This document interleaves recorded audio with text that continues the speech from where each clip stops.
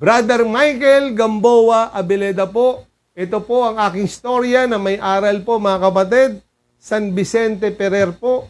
At sa isang sanggol na sumilang sa Valencia, Espanya, noong 1350 ay inihasik ng kanyang mga magulang ang tatlong bagay.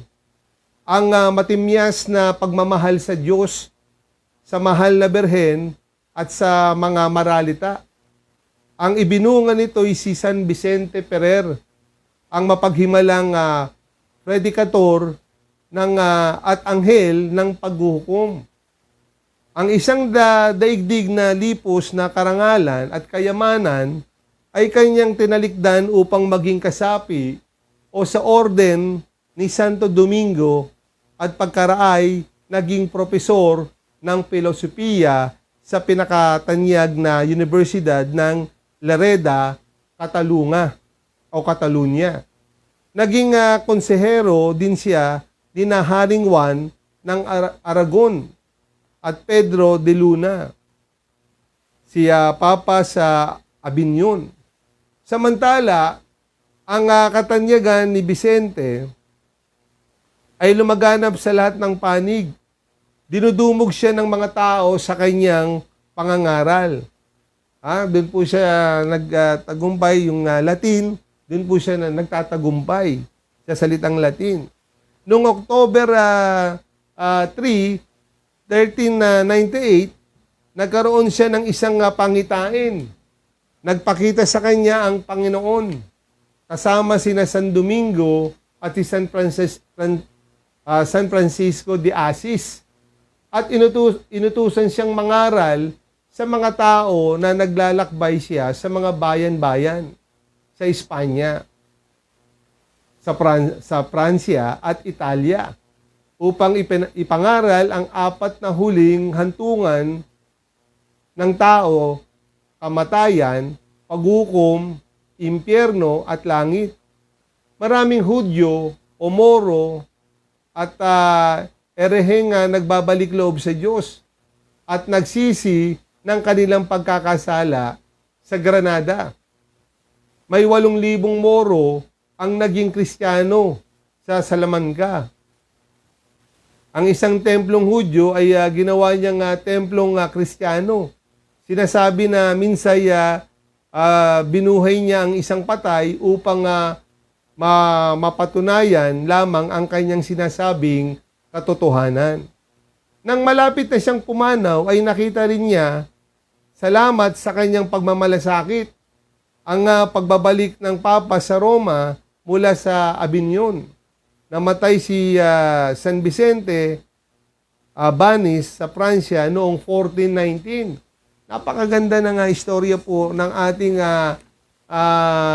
istorya ni San Vicente Ferrer, mga kapatid.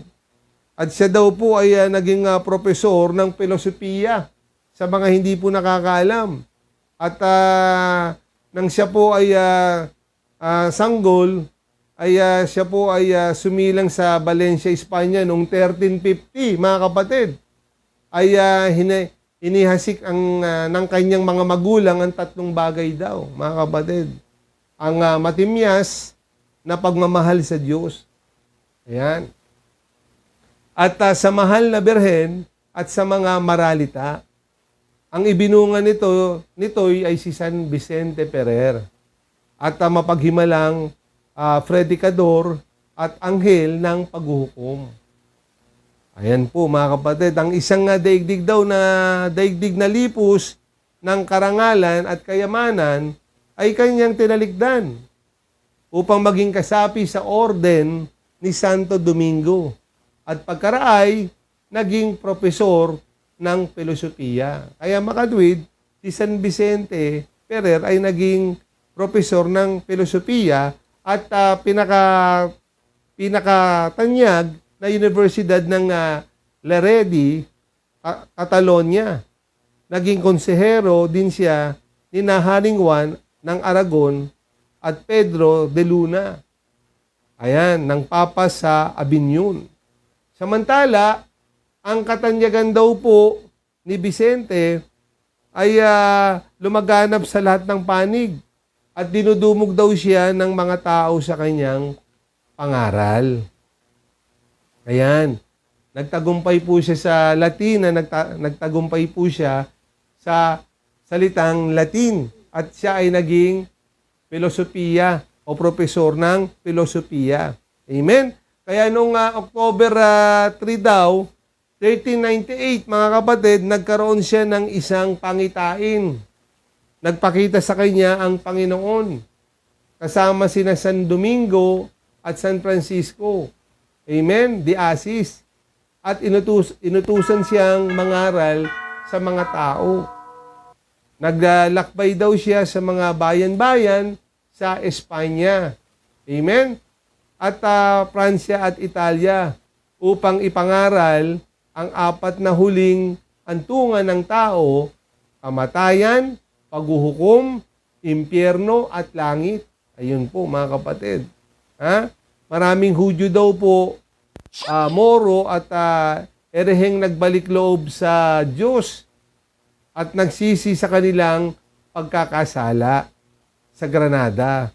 Kaya daw po mga kapatid, may 8,000 Moro ang naging Kristiyano sa Salamanca. Ang isang templong Hudyo ay ginawa niyang templong Kristiyano. At sinasabi na minsaya, binuhay niyang isang patay upang mapatunayan daw po lamang ang kanyang sinasabing katotohanan. Biro nyo, bumuhay ng patay. Si San Vicente Ferrer. Meron siyang patay na napatunayan lamang, no? Na nabuhay niya. Para mapatunayan lamang daw ang kanyang sinasabing katotohanan. Kasi si San Vicente Ferrer, nagpakita rin sa kanyang Panginoon. Nang malapit na siyang pumanaw, ay nakita rin niya, salamat sa kanyang pagmamalasakit daw, ang pagbabalik ng Papa sa Roma mula sa Avignon. At namatay si San Vicente sa Banis, Pransya, noong 1419. Amen? At binabalita niya yung isang pagpapakita sa kanya ng Panginoon at nang meron dinala sa kanyang patay, nabuhay niya. Kaya nagpapatunay lang, ang mga kanyang sinasabi ay katotohanan dahil nagpakita sa kanya ang ating Panginoon. Kaya kung susuriin natin lahat, binabasa po natin itong mga santo, mga santa, talagang nagpakita ang Panginoon sa mga santo at santa. Amen? Wala rin pong pinagkaiba yan sa akin. Kaya rin po ako nagkaroon ng second life dahil nakita ko ang Diyos sa kabilang buhay. Kaya ito po, nung ako'y nagsimula 1993, na nakakapaggamot ako, ngayon ilang taon na, 2022 na, kaya malaking tulong yung talagang nagpakita sa inyo Diyos Amen? Kaya ako po ay nagbalik loob at nagbagong buhay. Amen? At ganun ako, kaya kung ano man yung dumadating sa aking pagsubok, kinakaya ko dahil ang pinaglilingkuran ko ang Diyos at ang tao. Ganun kabuti si San Vicente Ferrer. Bilang isang profesor ng filosofiya. Amen? At ano bang aral na dapat nating matutunan kay San Vicente Ferrer? 3 bagay ang kailangan upang makamtan ang kabanalan daw, mga kapatid. Ang pagtitiis sa lahat ng ating kahirapan at malimit sa pagdididili sa mga hirap at kamatayan ni Kristo. At ang kanyang hangaring tayo libakin ng iba. Yun daw po ang sabi ni San Vicente, yung kanyang mensahe. Diba? Kaya napakaganda ng kanyang istorya na may aral. Kaya, mga kapatid, kung kayang gawin ni San Vicente yan, na bakit siya ay naging devoto o devotee sa Panginoon, at siya ay marami rin siyang na-convert.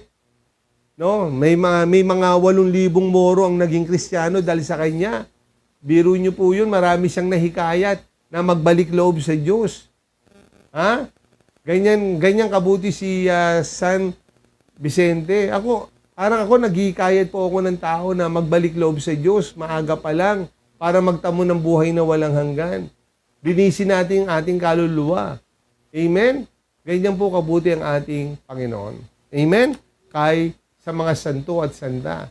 Ipinamalas kasi ng mga santo at santa ang kanyang kabutihan, kaya karapat dapat ito'y maging santo o santa at nagpakita ang Panginoon dahilan ng kanilang pagbabago at pagbabagong buhay. Kaya lahat ng naglilingkod sa Diyos ay merong pangitain o pagpapakita ng Panginoon.